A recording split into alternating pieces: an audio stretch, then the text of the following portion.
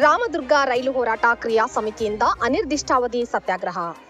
ಮುಂಬರುವ 2026-27ನೇ ಸಾಲಿನ ಕೇಂದ್ರ ಬಜೆಟ್ನಲ್ಲಿ ಲೋಕಾಪುರದಿಂದ ರಾಮದುರ್ಗ ಸೌದತ್ತಿ ಮಾರ್ಗವಾಗಿ ಧಾರವಾಡದವರೆಗೆ ನೂತನ ರೈಲ್ವೆ ಮಾರ್ಗ ಅನುಷ್ಠಾನಗೊಳಿಸಲೇಬೇಕೆಂದು ಒತ್ತಾಯಿಸಿ ಶುಕ್ರವಾರ ಪಟ್ಟಣದ ಹುತಾತ್ಮ ಸರ್ಕಲ್ನಲ್ಲಿ ರಾಮದುರ್ಗ ತಾಲೂಕಾ ರೈಲ್ವೆ ಹೋರಾಟ ಕ್ರಿಯಾ ಸಮಿತಿಯಿಂದ ಅನಿರ್ದಿಷ್ಟಾವಧಿ ಧರಣಿ ಸತ್ಯಾಗ್ರಹ ಆರಂಭಿಸಲಾಯಿತು.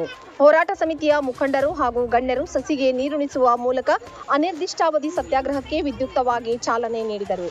ಈ ಸಂದರ್ಭದಲ್ಲಿ ಸುಲೋಚನಾ ಯಾದವಾಡ್, ಸರಸ್ವತಿ ಮಾಲಶೆಟ್ಟಿ, ಪದ್ಮಾವತಿ, ಸರಳಾ ಫತೇಪುರ್, ಗೈಬು ಜೈನೇಖಾನ್, ಜಗದೀಶ್ ದೇವರೆಡ್ಡಿ, ಶಫಿ ಬೆಣ್ಣಿ, ವಿಜಯ್ ನಾಯಕ್, ವಿಜಯ್ ಗುಡದಾರಿ ಮಾತನಾಡಿ, ಲೋಕಾಪುರದಿಂದ ರಾಮದುರ್ಗ ಸೌದತ್ತಿ ಮಾರ್ಗವಾಗಿ ಧಾರವಾಡಕ್ಕೆ ನೂತನ ರೈಲ್ವೆ ಮಾರ್ಗಕ್ಕಾಗಿ 2019ರಲ್ಲೇ ಸರ್ವೆ ಕಾರ್ಯ ಮುಗಿದಿದೆ. ಆದರೆ ಅಂದಿನ ಅಧಿಕಾರಿಗಳು ನೀಡಿದ ತಪ್ಪು ವರದಿಯಿಂದ ಈ ಯೋಜನೆ ನೆನೆಗುದಿಗೆ ಬಿದ್ದಿರುವುದು ವಿಷಾದದ ಸಂಗತಿ. ಇತ್ತೀಚೆಗೆ ಕುತುಬುದ್ದೀನ್ ಕಾಜಿ ಅವರ ನೇತೃತ್ವದಲ್ಲಿ ಲೋಕಾಪುರ, ರಾಮದುರ್ಗ ಹಾಗೂ ಸೌದತ್ತಿ ಕ್ಷೇತ್ರದ ಜನತೆಯಿಂದ ಮತ್ತೆ ನಿರಂತರ ಹೋರಾಟ ನಡೆಸಲಾಗುತ್ತಿದೆ ಮತ್ತು ಈಗಾಗಲೇ 2024ರ ಡಿಸೆಂಬರ್ನಲ್ಲಿ ರಾಮದುರ್ಗ ಪಟ್ಟಣದಲ್ಲಿ ಬೃಹತ್ ಪ್ರಮಾಣದ ಹೋರಾಟ ಕೂಡ ಮಾಡಲಾಗಿದೆ.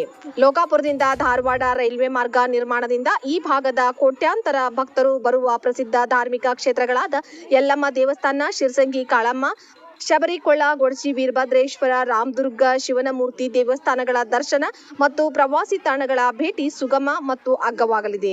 ಆದ್ದರಿಂದ 2026-27ನೇ ಸಾಲಿನ ಕೇಂದ್ರ ಬಜೆಟ್ನಲ್ಲೇ ಈ ಯೋಜನೆ ಅನುಷ್ಠಾನಗೊಳಿಸುವ ಜೊತೆಗೆ ಅನುದಾನ ಬಿಡುಗಡೆ ಮಾಡಬೇಕೆಂದು ಸರ್ಕಾರಕ್ಕೆ ಒತ್ತಾಯಿಸಿದರು.